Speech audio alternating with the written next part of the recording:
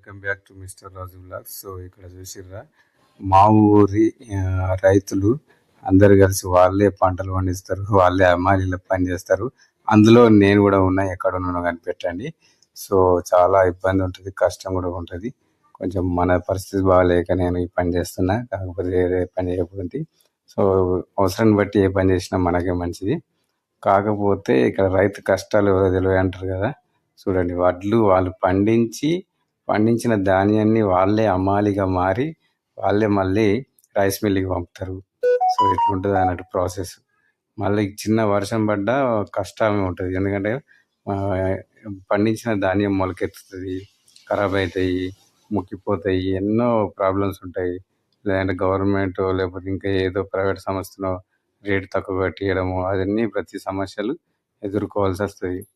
So ఈ video మీకు నచ్చినట్లయితే లైక్, కామెంట్, షేర్, సబ్స్క్రైబ్ చేయడం మాత్రం మర్చిపోకండి. ఫుల్ వీడియో చూడండి, ఓకేనా. సో ఈ ప్రాసెస్లో ఇట్లా వరి కోసి ధాన్యాన్ని అమ్మడానికి దగ్గర దగ్గర ఒక 1 మంత్ పడుతుంది. సో ఈ 1 మంత్లో ఎన్నోసార్లు వర్షాలు పడతాయి, ఎన్నోసార్లు ఏదో ఒక రకంగా లారీలు రావు. ఫస్ట్ వస్తాయి కానీ తర్వాత లారీలు కావాలన్నప్పుడు దొరకాయి. సో ఇది పెద్ద ప్రాబ్లం మళ్ళా. సో ఇప్పుడు అవన్నీ ధాన్యాలన్నీ జోకి తర్వాత ఈ లారీ లోడ్ చేసి మనము అక్కడ పంపిస్తే వీళ్ళకు డబ్బులు పడతాయి అన్నట్టు అకౌంట్లో. సో డబ్బులు పడతాయో పెద్ద పడతాయి, గొప్పగా పడతాయి అనుకుంటాం కానీ సో వాళ్ళకు తగినంతనే పడతాయి. వాళ్ళ అవసరాలుగా వాళ్ళ ధాన్యానికి ఎంత అవసరం ఉన్న డబ్బు అంతే పడుతుంది. మళ్ళీ ప్రాసెస్ చాలు చేస్తారు. మళ్ళీ నాట్లేసుడు, మళ్ళీ నారు పోసుడు, నాట్లేసుడు, దున్నుడు, ఇది ఒక 2 మంత్స్ పడుతుంది.